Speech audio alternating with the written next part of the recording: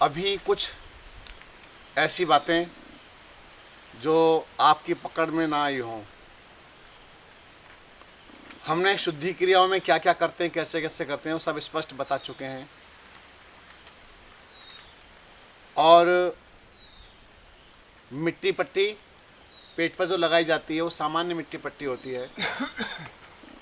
हाँ, अभी तक जो आपको जोड़ों पर मिट्टी लगवाई गई है, दर्दों में लगवाई गई है, ये भी सामान्य मिट्टी को ही गर्म किया गया था।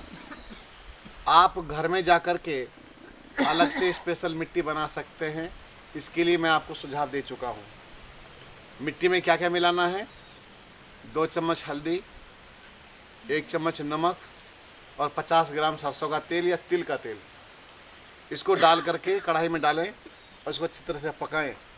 पकाने के बाद में फिर आप इसको 2 कपड़ों में रख लें। अगर 2 घुटनों में समस्या है, पहले पोटली बना के सिकाई करें। जब सहने लायक हो जाए तो उसको बांध दें। ठीक इसी तरह से रीढ़ की हड्डी की सिकाई कर सकते हैं, कमर की सिकाई कर सकते हैं, कंधों की कर सकते हैं, सिर की नहीं कर सकते। अगर सिर में दर्द है तो सिर में नहीं करते। सिर में एक काम हो सकता है कि किसी को क्लॉट्स आ गए हैं सिर में। 3 मग्गे गरम और 1 मग्गा ठंडा, 3 और 3, 3 और 1, 3 और 1, 3 और 1, इसके अनुपात से आप जहाँ पर क्लॉट है उस स्थान पर धार बांध करके अगर डालते हैं तो क्लॉट को हटा दिया जाता है वहाँ से। ठीक है, तो इस तरह से ये अभ्यास आप कर सकते हैं। और इसके बाद एक और चीज़ है जिसका नाम है एनिमा। एनिमा के अंदर क्या क्या मिलाया जाता है? सादा पानी का एनिमा भी दिया जाता है, केवल सादा पानी का। जिस किसी को कब्ज की समस्या हो, गुनगुने पानी का एनिमा दे देंगे। जिसको लूज मोशन लग गए हों, दस्त लगे हुए हों, उसे सादा पानी का, बिल्कुल सादा ठंडे पानी का एनिमा दे देंगे तो दस्त रुक जाएंगे। अब आंतों में जख्म है या कोलाइटिस की समस्या, आंतों में स्वेलिंग आ रही है, आप ऐसी अवस्था में नींबू पानी का एनिमा दे सकते हैं। क्योंकि अगर कट गया अंदर से, पाइल्स का रोग है, तब भी आप नींबू का एनिमा दे सकते हैं। करना कुछ नहीं है, 1-1.5 लीटर पानी में आप 1 नींबू निचोड़ दीजिए और छान लीजिए। उसको छानना इसलिए अनिवार्य है ताकि उसके जो नींबू के रेशे होते हैं वो नोज़ल के अंदर ना फंस जाएं। इसके साथ ही त्रिफला का एनिमा देते हैं। या तो साबुत त्रिफला रात को भिगो करके प्रातःकाल में उसको उबाल करके उसके पानी का एनिमा देवें, या पाउडर ही ला के रख लें, पाउडर को ही उबालें और बारीक कपड़े में छान करके फिर आप उसका एनिमा लेवें। वही है, 1.5 लीटर पानी में लगभग 1 चम्मच के करीब आप डाल दीजिए पाउडर, उसको ही बॉईल कर लीजिए, उसका एनिमा लेवें। कीड़े हो गए हैं आंतों में तो राई और गुड़ का एनिमा। राई, 1 चम्मच राई और लगभग 15-20 ग्राम गुड़, इसका एनिमा दे देते हैं। इससे कीड़े मर जाते हैं। पोटास, कल आपको दिया गया था एनिमा। पोटास के कुछ कण डाले जाते हैं पानी में, बहुत अधिक नहीं डालना चाहिए। उसके एनिमा से क्या होता है कि अंदर जमी हुई मल की परतें वे भी टूट के निकल जाती हैं, और जो आंतों में पड़े हुए थे कीड़े छोटे छोटे वाइट कलर के, वे भी बाहर निकल आते हैं। हमारे यहाँ पर शिविरों में हमने बहुत कुछ देखा है, बहुत कुछ देखा है। खूब लोगों के कीड़े निकले हैं, बहुत गंदगी निकली है। इसके साथ ही साथ सनाए, जिसको आँव की समस्या बनी होती है, सनाए की कुछ पत्तियाँ लेकर के, लगभग 5-7 ग्राम पत्तियाँ, उनको वही 1-1.5 लीटर पानी में बॉईल करके उसको छान करके फिर उसका एनिमा लेना चाहिए। आरोग्य अमृत या नीम की पत्तियाँ, आरोग्य अमृत आप सब जानते हैं, आप प्रतिदिन पीते हैं उसको, उसका भी एनिमा वैसे ही बॉईल करके दिया जाता है। इसके बाद खट्टी छाछ, जो व्यक्ति अपना उद्धार करना चाहता है तो कम से कम 15 दिन पुरानी खट्टी छाछ रखे, उसको लेकर रख दे। 10 किलो 15 किलो छाछ को स्टोर करके रख दीजिए, ढक करके धूप में धर दो। बोलिए मत बीच में। तो उसको फिर बाद में छान करके आप उसको हल्का सा गुनगुना करके और फिर उसमें आप उसका एनिमा लीजिए, क्योंकि छाछ जितनी खट्टी और जितनी पुरानी होती है उतना ही अंदर से आँव को काटती है, म्यूकस को। और आप देखेंगे कि वाइट आँव कट कट करके आपके अंदर से निकल रही है। जो आपके जोड़ों को जकड़े हुए हैं, कमर को जकड़े हुए हैं, भयंकर रोग आपके शरीर में पैदा किए हुए हैं। क्योंकि अभी तक किसी की आँव निकली, हाथ उठाइएगा, सफ़ेद सफ़ेद आँव आई किसी की? आपकी आई है एक, पर मैं समझता हूँ कि सबकी आनी चाहिए, पर इसमें थोड़ा सा समय लगता है। तो खट्टी छाछ का एनिमा आप अपने घर में जा कर के ले सकते हैं। आप संपर्क में रहें फ़ोन के द्वारा कि अब हमारी ऐसी स्थिति है, वैसी स्थिति है। तो क्या होगा कि आपको बाहर कहीं चिकित्सा के लिए भटकना नहीं पड़ेगा, क्योंकि आँव सरकी अंदर से, तो डिप्रेशन भी गया, शरीर के दर्द भी गए और सिर दर्द भी गया, सब के सब ये समस्याएं जाती रहेंगी आपकी। अर्थराइटिस जो आपके घुटनों का रोग है, ये घुटने वगैरह आपके रिपेयर हो जाएंगे केवल खट्टी छाछ का एनिमा लेने से। तो पर वही पुरानी छाछ होनी चाहिए। इतना जब आपका हो जाए, 4-5 दिन आप इसका एनिमा ले सकते हैं लगातार भी, पर लेकिन अपनी स्थितियों से अवगत कराते रहें, हमें बताते रहें, क्योंकि हम जानते हैं कि अगर कुछ थोड़ा सा भी कुछ होता है तो उसके लिए क्या करना चाहिए, हमें इसकी जानकारी रहती है। इसके बाद क्या करना है, आप बेल तो जानते ही हैं। बेल जब मौसम होता है, चल रही होती हैं ताज़ा, तो बेल को छाछ में घोल करके या पानी में घोल करके उसका भी एनिमा ले लें, ताकि आंतों में खुश्की अगर आई होगी एनिमा के प्रभाव से वो ठीक हो जाएगी। और लास्ट में अंतिम में अरंडी का तेल, अरंडी के तेल का एनिमा देते हैं, कैस्टर ऑयल जिसे हम बोलते हैं। लगभग 100 ग्राम के करीब आप क्या करेंगे, इसमें डालें, नोज़ल में, पाइप में ऑयल डाल दें और फिर बाद में पानी भर दें, उसका आप एनिमा लीजिए। उससे भी आपको बड़ा भारी लाभ मिलेगा। ये एनिमा लेना ये बहुत बड़ी चिकित्सा पद्धति है, लोग इसको जानते नहीं हैं। अब आप कहेंगे कि आंतों में इतना भरा हुआ है, ये समझ में नहीं आता। बड़े बड़े डॉक्टर फेल हैं इस मामले में, बहुत बड़े बड़े डॉक्टर्स की समझ में नहीं आता कि वो क्या रहा है अंदर। मशीनों की पकड़ में नहीं आ रही बीमारियां, कंफ्यूज है डॉक्टर कि करें क्या। आप चिकित्सा करा के, टेस्ट करा करके परेशान हो चुके हैं। तो ये एनिमा पद्धति जो है, ये आपके सारे दोषों को अंदर से धो डालेगी। अभी अगर 10 या 15 दिन का शिविर पक्का हो जाता है तो मैं समझता हूँ कि ये बहुत वरदान सिद्ध होगा, वो 15 दिन का शिविर। तो 15 दिन के शिविर में हम एक से बढ़कर एक एनिमा और उपवास की जो पद्धति है, जो फाइनल उपवास है, अभी तक आपने एक झटका लिया है, छोटा छोटा झटका हमने दिया है, आपका बीच में सूप दिया पीने के लिए, एक दिन रस दिया था। तो क्या था, जब एक गिलास मिला उसके बाद दोबारा नहीं मिला तो मन को बड़ा जोर पड़ा होगा, बस इसी से काम चलाएं। तो होना कुछ नहीं है, ये खाली मन के खेल हैं। तृप्ति उससे भी होती है, क्योंकि जब चिकित्सा ही करवा रहे हैं तो क्या खाना और क्या पीना, ठीक है, उसके लिए जो उपयोगी है, जो आचार्य जी ने बोला है, वो हमारे लिए उपयोगी है, उसके अलावा हम कुछ नहीं लेते। तो हमारे यहाँ से रसोई से जो आपको प्राप्त हो रहा है वही आपके लिए प्रसाद की तरह से होता है। अब उस 15 दिन के शिविर में हम पूरी तरह से जड़ तक को कैसे फिनिश करते हैं, ख़त्म करते हैं। बड़े से बड़े रोग की जड़ को भी ख़त्म किया जा सकता है। मेरी चिकित्सा की स्पीड थोड़ा सा अच्छी रहती है और चिकित्सालयों की अपेक्षा। कारण हम यहाँ पर कंजूसी नहीं कर रहे, हम यहाँ पर आपके लिए जो उपयुक्त है, जिसके लिए उपयुक्त है, उसके लिए चिकित्सा देने का प्रयास कर रहे हैं। तो यही कारण है कि बड़ी बड़ी बीमारियाँ छोटे छोटे दिनों में ही ठीक हो जाती हैं। तो आप इस 7 दिन के शिविर में आपने जो लाभ उठाया है वो उठाया है, पर अभी पिक्चर और बाकी है। अभी आपको ऐसा समझना कि घर जाकर के अपने नियमों को तोड़ना नहीं है। जो एनीमा का क्रम मैंने आपको बताया, तो एक होती है फली अमलतास की, अमलतास जिसका पीला फूल होता है। तो अमलतास की फली को कूट करके उसको उबाल करके उसका भी एनीमा दिया जाता है, वो भी कॉन्स्टिपेशन के लिए अच्छी होती है। तो इस तरह से हम एनीमा दे करके व्यक्ति को ठीक करते हैं। एक बार क्या हुआ, मेरे गुरुजी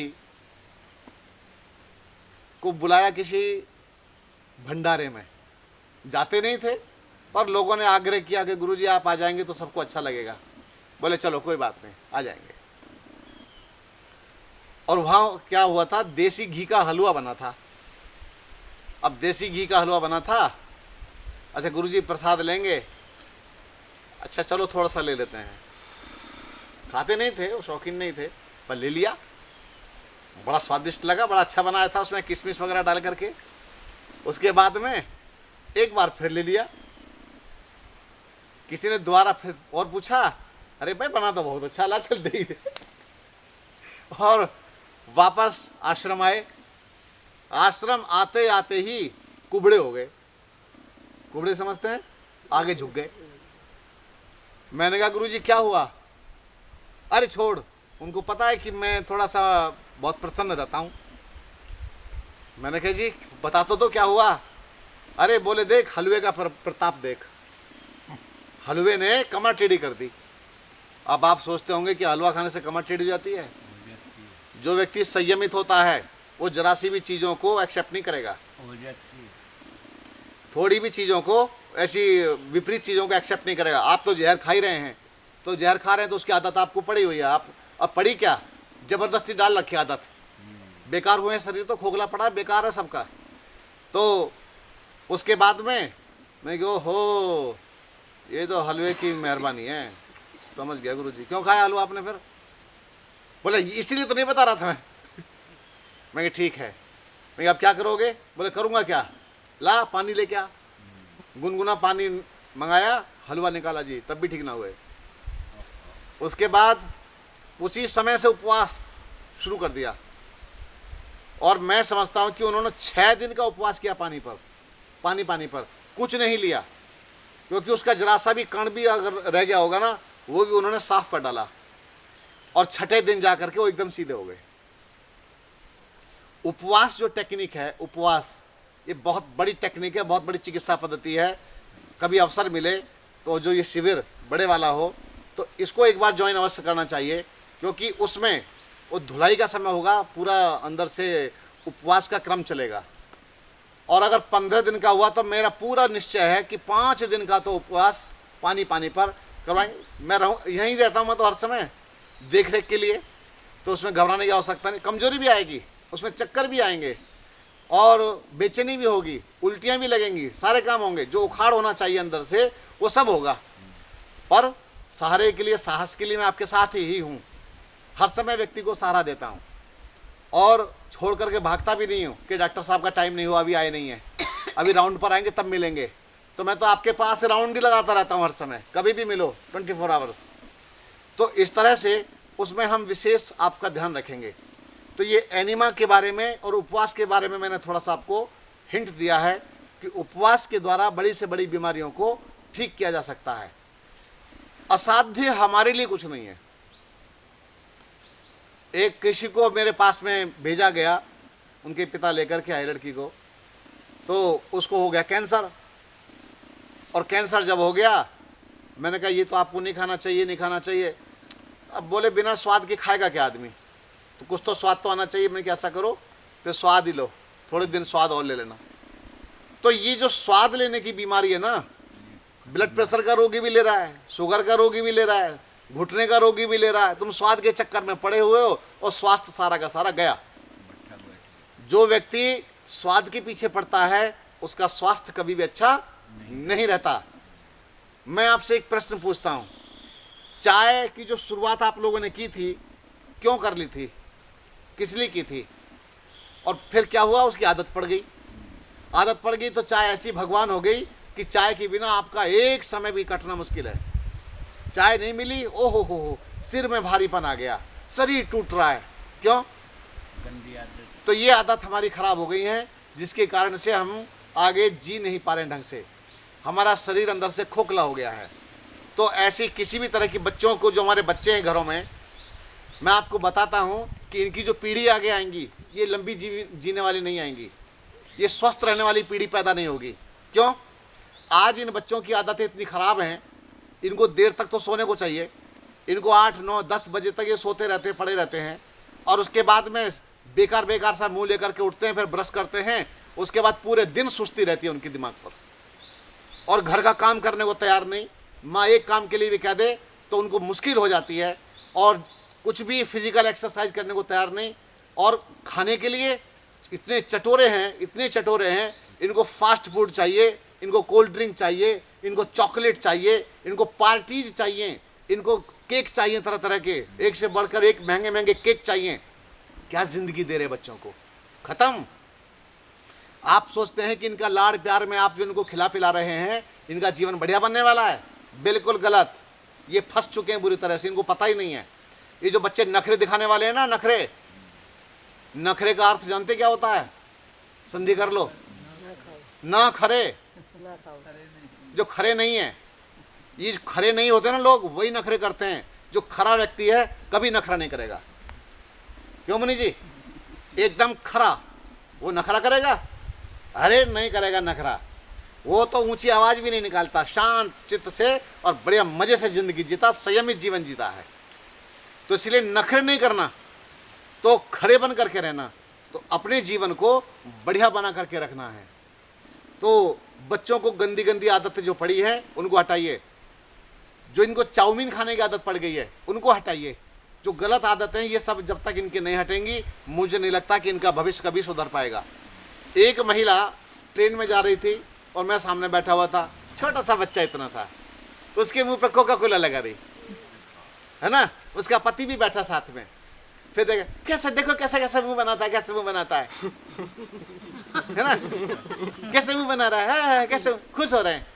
अरे उसके जी को बन रही है, उसके जी को बन रही है। वो एसिड पिला रहे तुम उसे, वो इतना खतरनाक केमिकल्स को दे रहे हैं आप। तो उस छोटे उसके कोमल अंग होते हैं, वो धीरे धीरे उसके अंदर जहर डाल रहे हो आप। मैंने कि बहन जी आप इसे क्यों पिला रहे हो? बोले कोई नहीं, गर्मी हो रही है। अरे मैंने की तो बन गया महाराणा प्रताप तेरा बच्चा। ये इसे कोका कोला इसके मुंह में दे करके ये बनेगा महाराणा प्रताप और शिवाजी। मैंने कहा थारा बेड़ा गर्क करेगा, बीमार रहेगा जिंदगी भर। बोले जी आप ऐसा क्यों कर रहे हैं? मैंने कहा हम डॉक्टर विनोद कुमार शर्मा, आप मुझे साधारण मत समझिए। मैंने कि ये बच्चे का आप भविष्य बिगाड़ रहे हैं। तो उसके बाद उसको कुछ समझ में आई। बोले मैं कि आप भी जो पी रहे हैं और आपने पी का जो बच्चा पैदा किया है, देख लेना आगे चल करके उसको स्वास्थ्य खराब रहेगा। बोले जी आप श्राप मत दो। मैं कि श्राप नहीं दे रहा, मैं आपको समझा रहा हूँ। मैं कि आप एक लड़के ने मेरे पैर छुए और मुंह में इतना गुटका भरा हुआ, गुरुजी आशीर्वाद दो। मैं कि तुझे कैंसर होगा। बोला जी मैं तो आपके प्रति बहुत श्रद्धा रखता हूँ। मैंने कि मैं भी तेरे को बहुत प्यार करता हूँ। बोले आपने तो मुझे बद्दुआ दे दी। बोले मैं आपसे कभी बात नहीं करूंगा। मैंने कि तू मेरे से 3 महीने में बात करेगा। बोले मैं आपसे 3 महीने के बाद ही बात नहीं करूंगा। आप जानते क्या हुआ? ये एक गांव की घटना है। मैं तो वहां से कह करके चलाया, उसके गाल में जलन शुरू हुई, डॉक्टर को चेकअप कराया तो कैंसर निकल आया। ठीक 3 महीने के बाद ही मेरे पास मेरे जगह पर ढूंढ करके दौड़ता आया। बोले वो जो आपने श्राप दिया था उसे वापस ले लो। मैंने कि बेटा मैंने श्राप नहीं दिया था, मैं तेरी कंडीशन देख के समझ गया था कि तू फंसने वाला है, और मैं तेरे गाल की हालत दूर से भांप गया था कि तुझे इतने दिन में तू फंस जाएगा, तेरा गाल गल गया है। बोले आप इतनी दूर तक की जानकारी रखते हैं? पक्का जानकारी रखता हूं, मैं चेहरा देख के बता सकता हूं कि ये व्यक्ति कितना फंसा हुआ है। बोले अब क्या करूं? अब तो ठीक भी हो गया। तो इस तरह से हम अपनी गंदी आदतों में फंसे हुए हैं और महात्माओं से जाकर के आशीर्वाद प्राप्त करते हैं। नहीं मिलेगा आशीर्वाद, ठेंगा। आशीर्वाद का मतलब क्या समझते हो? मतलब क्या होता है आशीर्वाद का? आपने पैर छुआ और सिर पर हाथ धर दिया, कल्याण हो गया? आशीर्वाद का मतलब है महात्मा गुरुजी के द्वारा दिए कहे हुए वचनों का सत्कार पूर्वक, सम्मान पूर्वक पालन करना। मैंने जो आपको बताया है, जो चीजें आपको बताई है, यही मेरा आशीर्वाद है आपके लिए। मैंने आपको बताया कि 4-5 दिन अभी और चिकित्सा करना, तो ये मेरा आशीर्वाद है। क्यों? अगर आप मेरे जैसे व्यक्ति के नियमों को निभाएंगे तो समझ लेना कि मेरा आशीर्वाद आपके साथ चल रहा है। लगातार करेंगे तो नहीं, लगातार उतना खान पान तो बढ़िया वैसे बना करके रखना, चिकित्सा को सावधानी पूर्वक करना चाहिए। तो इस तरह से आप लोग उसको निभाइए और शिष्टाचार के और नियम के साथ निभाइए और गंभीर होकर के निभाइए, आप फिट हो जाएंगे। ऐसा कोई रोग नहीं है जो ठीक नहीं हो सकता। जो डॉक्टर्स जिसको बिल्कुल लाइन खींच देते हैं कि बिल्कुल रोग हो ही नहीं सकता ठीक, मैंने कितने उदाहरण आपके सामने रखे, प्रस्तुत किए अब तक इस पिछले कार्यक्रमों में, तो लेकिन सब ठीक हो गए। तो ये सब ठीक हो जाते हैं, आपका दृढ़ संकल्प चाहिए, आपकी निष्ठा चाहिए। ओम शांति।